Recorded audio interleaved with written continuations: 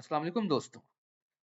तो दोस्तों आज जो है हम ओ रिंग्स के मज़ीद टॉपिक्स को डिस्कस करेंगे और आज हम ये भी देखेंगे कि ओ रिंग्स के बारे में फेलियर मोड्स क्या है, मेटलर्जी क्या है, क्वालिटी एक्सेप्टेंस क्राइटेरिया क्या है जो आपके सामने ऑलरेडी अभी डिस्प्ले हो रहा है। लेकिन आगे बढ़ने से पहले मैं आप सबसे गुज़ारिश करूँगा कि मेरे इस चैनल को लाइक करें, सब्सक्राइब करें, शेयर करें ताकि मैं आने वाले वक़्तों में मज़ीद अच्छे से अच्छी वीडियोज़ बना सकूँ।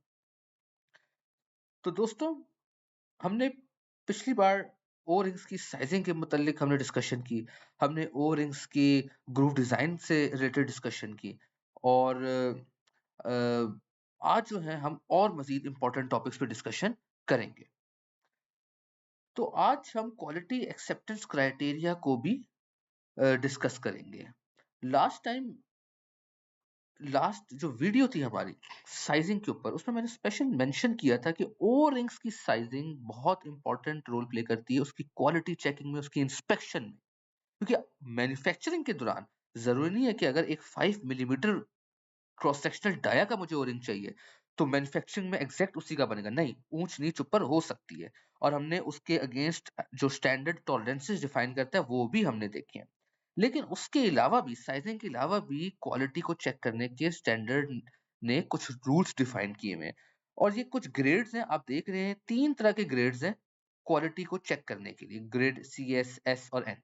ये डिफाइन किए जाते हैं ओ रिंग्स की एप्लीकेशन के हवाले से। ग्रेड एन जो है वो जनरल इंडस्ट्रियल पर्पस के लिए है, ग्रेड एस जरा स्पेशल है और ग्रेड वो बहुत क्रिटिकल सर्विस है जो सीएस है, यानी एरोस्पेस इंडस्ट्री, वेपनरी इंडस्ट्री, इस तरह की इंडस्ट्रीज में, मेडिकल इंडस्ट्री, ठीक है।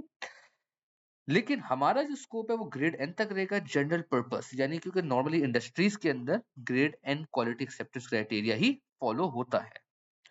तो मजीद डिस्कशन के लिए मैं चाहूंगा कि मैं आप लोगों को एक बार स्टैंडर्ड दिखाऊं और वो स्टैंडर्ड ये है ISO 3601-3। आप देख रहे हैं उसने ग्रेड डिफाइन किया हुआ है और हर ग्रेड के अगेंस्ट उसने ये एक टेबल दिखाया हुआ है। मिसाल के तौर पे ये देखें, ये सारे फेलियर मोड्स लिखे हुए हैं। ये कौन से फेलियर मोड्स हैं जो ड्यूरिंग मैन्युफैक्चरिंग ओ रिंग्स के ऊपर आ सकते हैं, ड्यूरिंग ऑपरेशन नहीं, मैन्युफैक्चरिंग। तो ये वो सारे आप देख रहे हैं फेलियर्स हैं। इसमें of register, combined flash, back rent, और इसने हर फेलियर के अगेंस्ट, हर डिफेक्ट के अगेंस्ट इसने डायमेंशंस या एक लिमिट डिफाइन की है। मिसाल के तौर पे अगर ये ऑफ रजिस्टर है, यानी ओ रिंग जो है वो मोल्डिंग के थ्रू बनता है। अगर इसके दोनों मोल्ड सरफेसेस में अगर थोड़ा बहुत गैप है तो वो मैक्सिमम इतना होना चाहिए, ठीक है, 0.08। इसी तरीके से इसने हर जो डिफेक्ट है उसको डायमेंशनली रिफ्लेक्ट किया हुआ है, ठीक है।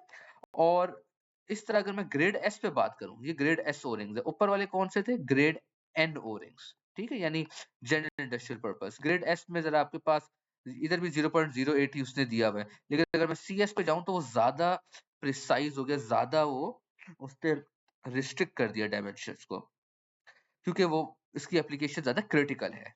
और ये सारी चीजें, इन सब का ताल्लुक ओरिक की लाइफ से है।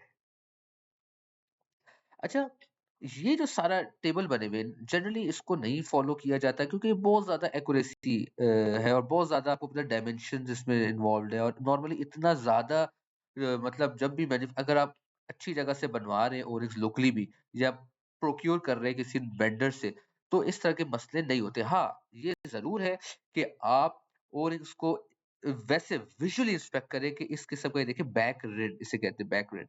ये तो कहीं नहीं है उसपे, या उसकी ट्रिमिंग तो नहीं हुई हुई, बिल्कुल सर्कुलर या ओवल शेप है, ऐसा तो नहीं कि फ्लैट हो गया है, या फ्लैश तो नहीं है, ये फ्लैश कहलाता है, या उसपे कोई इस तरह के फ्लो मार्क्स तो नहीं है, या इंडेंटेशंस तो नहीं है, या उस तरीके से बहुत ज़्यादा वाज़ेह तौर पे नज़र आ रहा हो, प्रोमिनेंट हो गए, बहुत ज़्यादा उसके 2 मोल्ड सरफेसेस हैं, वो अलग हुए हुए हैं, यानी ऑफसेट हुआ हुआ है, ऑफ रजिस्टर हुआ हुआ है। तो विजुअली इंस्पेक्शन बहुत ज़रूरी है, उसको आप इन जो डिफेक्ट्स हैं उसके तहत करें और उसपे फिर आप ओरिंग्स को देखें कि इंस्पेक्ट करें कि आया ये ठीक है या नहीं। तो यहाँ हमारा जो है क्वालिटी एक्सेप्टेंस क्राइटेरिया वाला मामला खत्म हुआ। अब मैं चाहूंगा एक और चीज दिखाना आपको। ये एक एक्सेल फाइल है, इसका लिंक मैं नीचे डाल भी देता हूँ ताकि आप लोग इससे सीखें, इसको यूज करें आगे। और इसकी मेटलर्जी भी बड़ी अहम है। ये कुछ कॉमन मटेरियल्स हैं जो मैंने लिस्ट डाउन किए हुए स्टैंडर्ड से ही, और उनके टेम्परेचर और रेजिस्टेंस कि किन-किन मटेरियल के अगेंस्ट वो रेजिस्टेंट हैं और किन के अगेंस्ट वो रिएक्टिव हैं। और उनकी वेयर रेजिस्टेंस को मैंने वो किया हुआ है, रेट किया हुआ है विद रिस्पेक्ट टू कलर्स। मिसाल के तौर पे अगर मैं बात करूँ टेम्परेचर की, तो सबसे बेहतर टेम्परेचर रेंज आपकी पीटीएफई की है।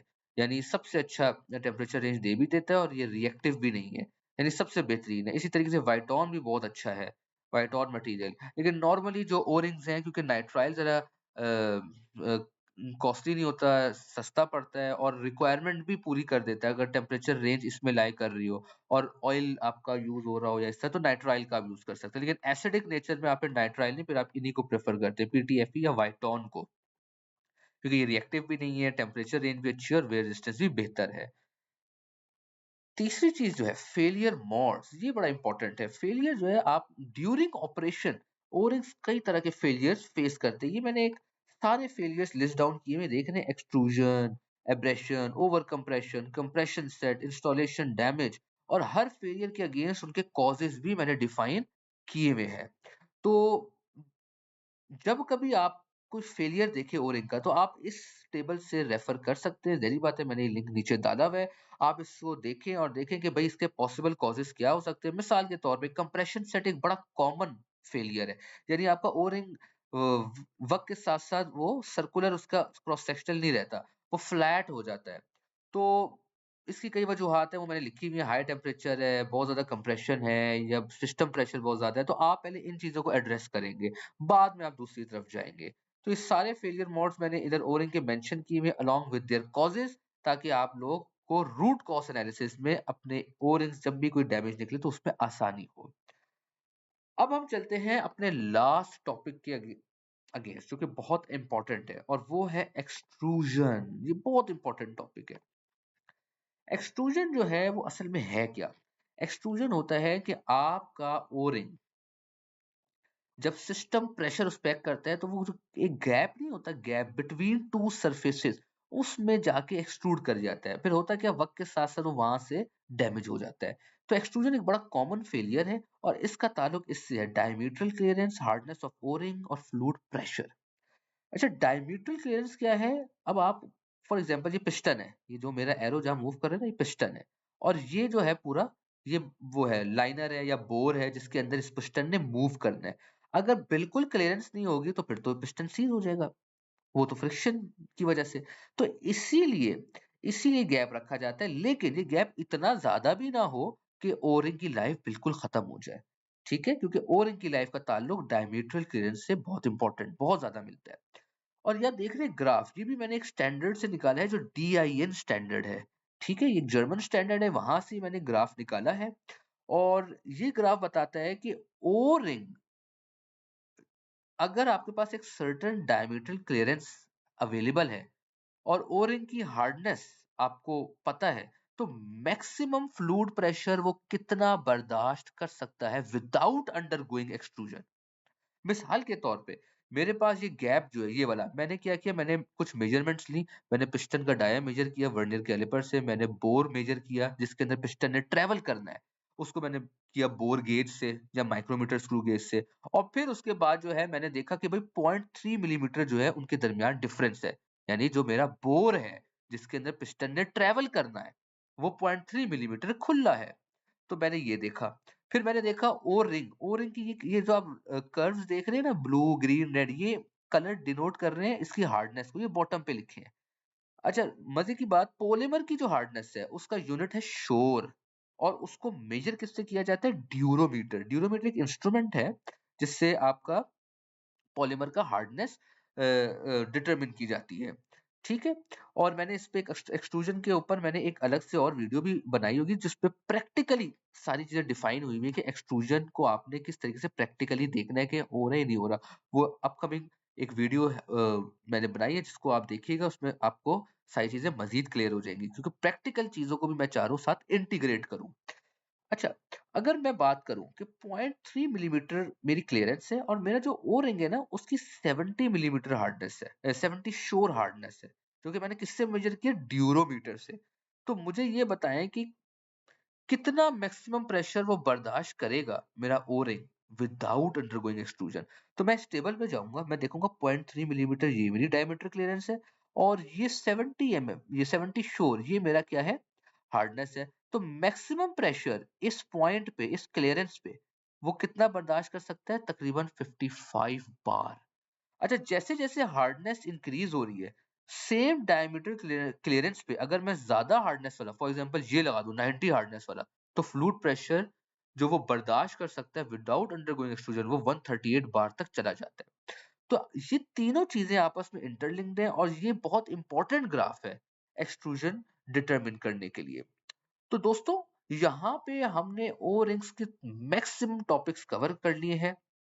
हमने ग्रूव डिजाइन देखी है, साइजिंग देखी है, quality acceptance criteria, failure modes को डिस्कस किया है, हमने एक्सट्रूजन देखी है, हमने ये सारी चीजें देखी हैं। मुझे उम्मीद है आपको इस तमाम जो ओरिंग्स की एक सीरीज लेक्चर सीरीज है इससे फायदा हुआ होगा और आने वाले वक्तों में मैंने मजीद डिफरेंट टाइप्स ऑफ सील्स पे लेक्चर्स बनाने हैं और भी बेताशा टॉपिक्स पे लेक्चर्स बनाने हैं। आप सब से एंड में यही दरख्वास्त है कि मेरे इस चैनल को लाइक करें, सब्सक्राइब करें, शेयर करें और तब तक के लिए अल्लाह हाफ़िज़। फिर मिलते हैं हम दोबारा।